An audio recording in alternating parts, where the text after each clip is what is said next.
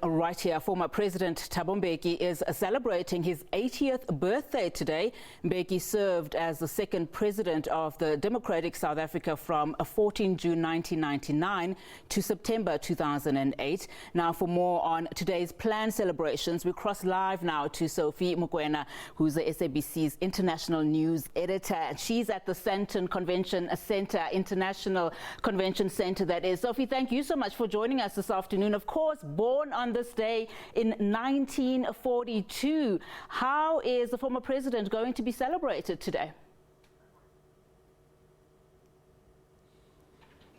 Well, Unathi, as you pointed out, we are here at the Sandton Convention Centre in Johannesburg, Gauteng, South Africa, where friends, relatives, comrades, and those who know former President Thabo Mbeki will be converging to celebrate his birthday.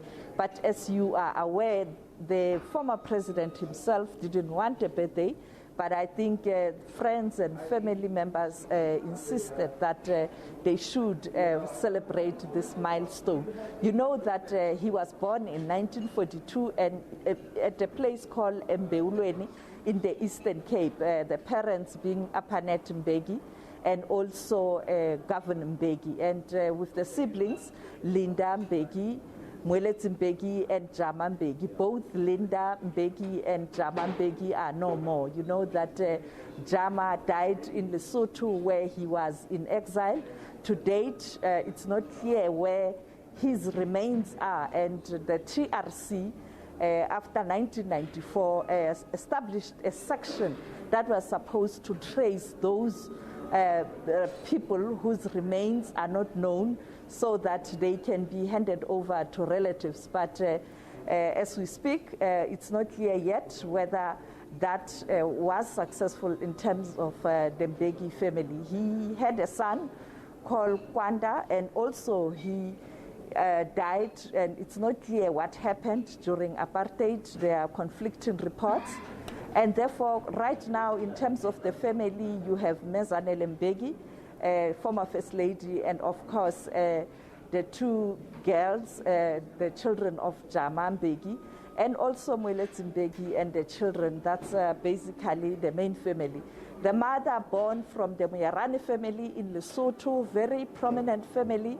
The father was a composer, and in terms of Governor Mbeki himself, a very astute intellectual, a former teacher, a former journalist, a man who wrote The Peasants' Revolt. And at some point in time, when I was talking to former President Nelson Mandela, when we were just talking about where he started, he told me that he once attended, in his youth years, he attended Governor Mbeki's rally. That's where he really felt very strong to be an activist. In other words, Governor Mbeki had an influence in former President Mandela, really affirming his decision to fight for freedom. You have people like Chris Hani, who were also influenced by the late Governor Mbeki, and of course his children did follow. And we know that former President Thabo Mbeki joined the ANC Youth League when he was 8 years old. He sold the bottles of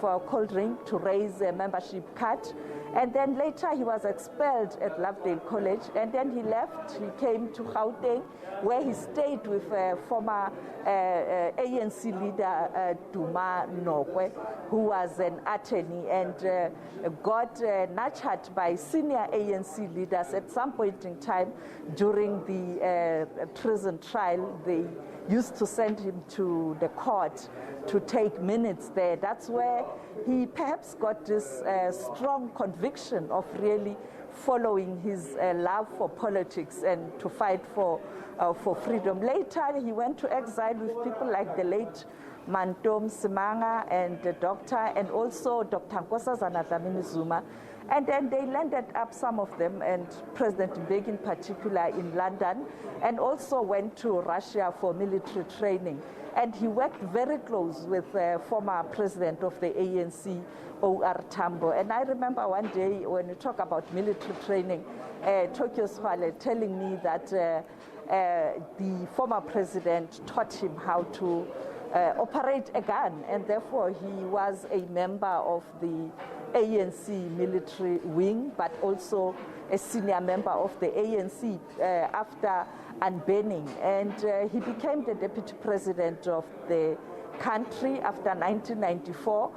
President Mandela became the president, and later in 1999 he became the president of South Africa, and until 2008 when the ANC took a decision that he must step down or leave office, and it was based on the fact that 2007 Polokwane, the president of ANC was elected, and it was Jacob Zuma, and there was a really frosty relationship. We know that there was even a time where he didn't really want to involve himself much in the ANC matters, but of late we have seen him trying to assist the ANC that is currently divided and struggling. And today perhaps they will put aside the differences and they will be celebrating one of their own, the former president of the ANC. But a Pan-Africanist, during his tenure as the president of the Republic, he focused on what we call African Renaissance. You'd recall that he was the first chairperson of the African Union, and he continued to assist on the continent in terms of the peace building. You know, he was involved in the Great Lakes region. You'd recall the Sun City talks, and also when there were problems in Ivory Coast, in Liberia, in South Sudan, currently in Sudan. And we are told that there has been a request right now for him to assist in Malawi. There was also a subtle request that he must assist in Eswatini. So a man who's committed his life now in terms of international activities, building peace on the continent, and his love for Africa is demonstrated. As you can see behind me, we have a picture of Kwame Nkrumah, the former Ghanaian president, because he is known on the continent as a person who stood and fought for African Renaissance. The historian in London who had the material of Kwame Nkrumah decided to donate Kwame Nkrumah material and history to former President Mbeki. It is said that this material will be housed at Thabo Mbeki Presidential Library when it is launched. So you can see here, I just want to ask my colleague to pen. You can see these are the materials, you know, in terms of what Kwame Nkrumah wrote and the different presentation he made at the AU, even at the African Union when it was launched. And lots of exhibition here.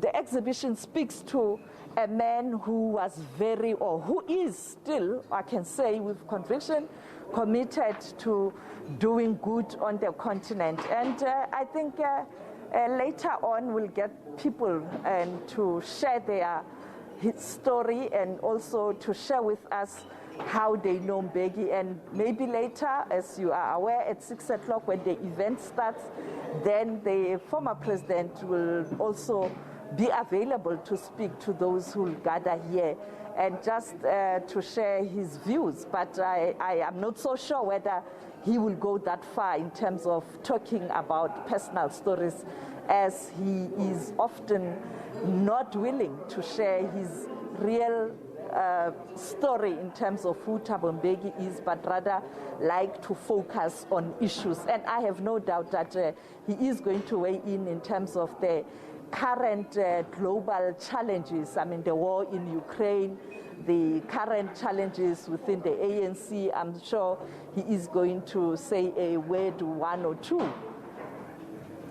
Well, Sophie, just listening to you, I mean, it's no wonder it's called an impactful life of former President Thabo Mbeki. I mean, just listening to you, and of course, as a Pan-Africanist, it's no wonder there is an exhibition right there on his birthday. We wait to see, of course, who is in attendance and who will say what. Of course, I also believe you when you say he didn't want the celebration, because I think that speaks volumes to the kind of man who Thabo Mbeki is. All right, so we'll definitely cross back to you a little bit later on the program, or right here on the channel. Thank you so much, Sophie, for that very in-depth analysis on the man, Thabo Mbeki. All right.